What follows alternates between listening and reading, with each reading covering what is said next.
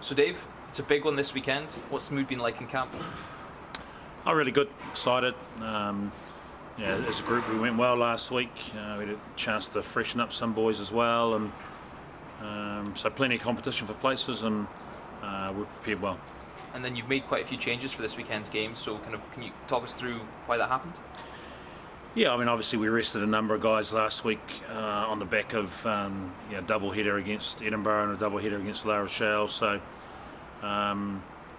so a chance to freshen boys up, chance to test the depth of our group, and I thought the boys were excellent last week. So that's good. We've got a lot of guys ready to go. And then looking at the squad that you've named, looking at the forwards specifically, two names that stand out are Xander and Matt Fagerson. How good is it to have them back in the squad? Yeah, look, Xander's been immense. I think it's been phenomenal since he got back from the World Cup. Not just as scrummaging, but as play around the field. He's played a lot of 80-minute games for us.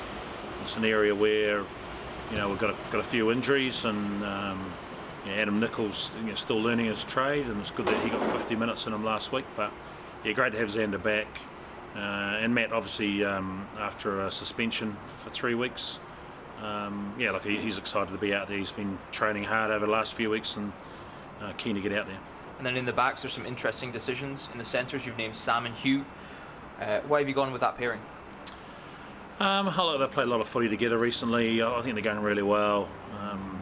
I think Hugh's playing the best footy he's played since I've been here. Both sides of the ball, which is important, and like Sam's, he's impressed me ever since I've been here a couple of years ago, and gets better and better. So they're a really good pairing. Nick Grigg obviously took a heavy knock last week, stretched it off. He's bounced back pretty well. I thought he was outstanding as well, but we're not going to strip him. We're going to probably just be a little bit conservative, and he's potentially back in the mix next week. And then in the back three, you've moved Tommy to the wing and then named Glenn Bryce at fullback. What brought that about? Yeah, look, we really rate Glenn. Played pretty well the first 5 games that we played. He picked up a little bit of knee injury that took him out for a month, and we preferred Tommy for a while at fullback, and he's got good experience, etc. But we think Glenn's not too dissimilar to Hoggy. A very quick, outstanding distribution game, big long kicking game, and so on. So we think he'll slot in really well, and it allows us to move Tommy to the wing, which gives us another good kicking option there. And then looking at the bench, you've named a bench with vast amounts of experience with players like Rob Harley, Pete Horn, Nico Matualu, Ali Price. What will you be looking for from them when they come on?